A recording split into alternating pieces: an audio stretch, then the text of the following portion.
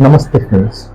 क्या आपने ये सोचा है कि अगर कोई कंट्री के ऊपर कभी न्यूक्लियर अटैक हो जाता है तो वो country as a preventive measure में क्या कर सकते हैं न्यूक्लियर अटैक के दौरान। तो नॉर्मली जितने भी सारे कंट्रीज है वो न्यूक्लियर बंकर बना के रखते हैं जहाँ पे अपने सिटीजन्स को सेफ रख सकते हैं, जहाँ पे अपने जितने भी सारे डिप्लोमेट्स है या फिर ऑफिशियल्स है उनको सेफ रख सकते हैं। लेकिन न्यूक्लियर वॉर के टाइम में फ्लाई करना पॉसिबल है क्या?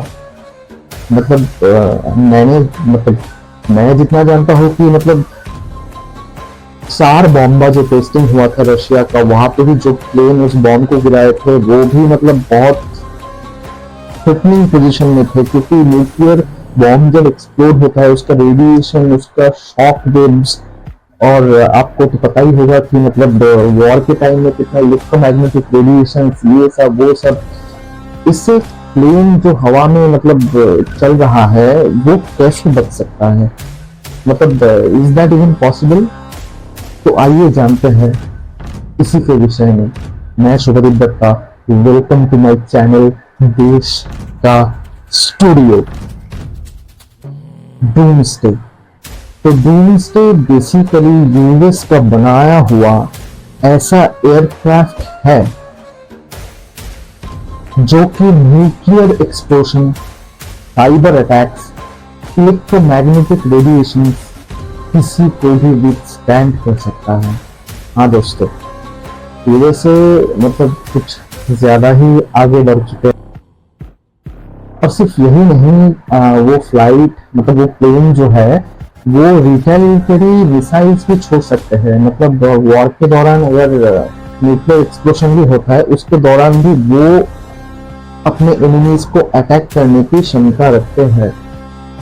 P-4B नाइट वॉच, यही है वो प्लेन जिसको डूम्सडे कहते हैं, और इसी को डिजाइन किया था यूएसए।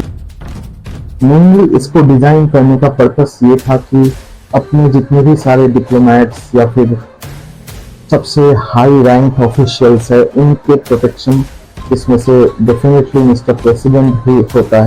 और ये एक हाईली टेक्निकल एयरक्राफ्ट है जो जिसको ऑपरेट करता है यूनाइटेड स्टेट्स एयर फोर्स, और ये एक नेशनल एयरबोर्न ऑपरेशन सेंटर के तौर पे सर्व होता है।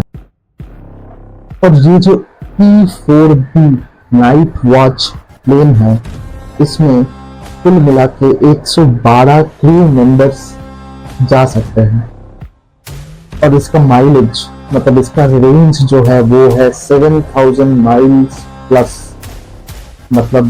एक उड़ान में वो 7000 माइल्स ट्रैवल कर सकते हैं, और मिड एयर में उसको रिफ्यूलिंग भी किया जा सकता है, जिसकी वजह से वो उसका फ्लाइट कंटिन्यू और भी चल सकता है। और ये जो प्लेन है इसमें थर्मल और न्यूक्लियर शील्डिंग भी है, और न्यूक्लियर वॉर या फिर साइबर वॉर के दौरान ये फ्लाइट ये प्लेन से आप दुनिया में कहीं पे भी किसी के साथ भी बिल्कुल फ्लॉलेस कम्युनिकेशन कर सकते हैं विदाउट एनी इंटरप्शन। इसी कम्युनिकेशन को सपोर्ट करते हैं 6 से 7 डिशेस और एंटेनास। और ये जो डूम्सडे प्लेन है ये लगभग एक हफ्ते तक रिफ्यूलिंग करके आसमान में चल सकता है विदाउट इवन लैंडिंग। क्या खूब टेक्नोलॉजी बनाया है यूएसए ने।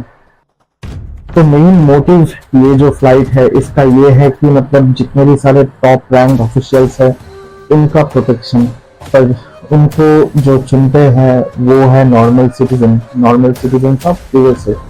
तो ड्यूरिंग एक्चुअल वॉर जिसको सबसे ज्यादा डर रहेगा या फिर जिसको सबसे ज्यादा हार्म पहुंचेगा वो है नॉर्मल सिटीजन्स।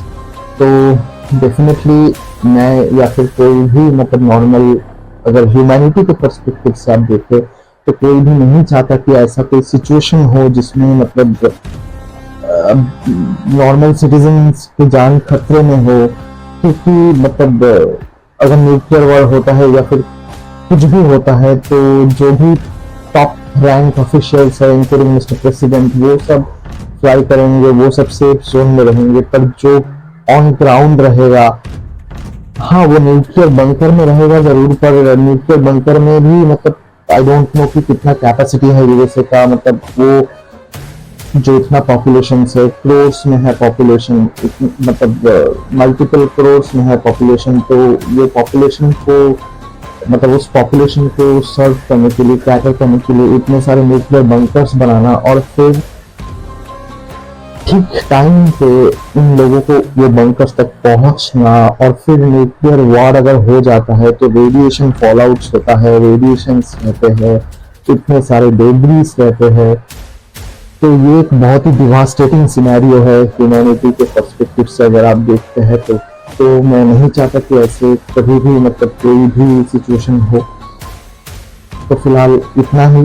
अगर मेरे वीडियो को पसंद आता है तो प्लीज़ लाइक कीजिए, शेयर कीजिए और मेरे चैनल को सब्सक्राइब करना मत भूलिएगा। धन्यवाद।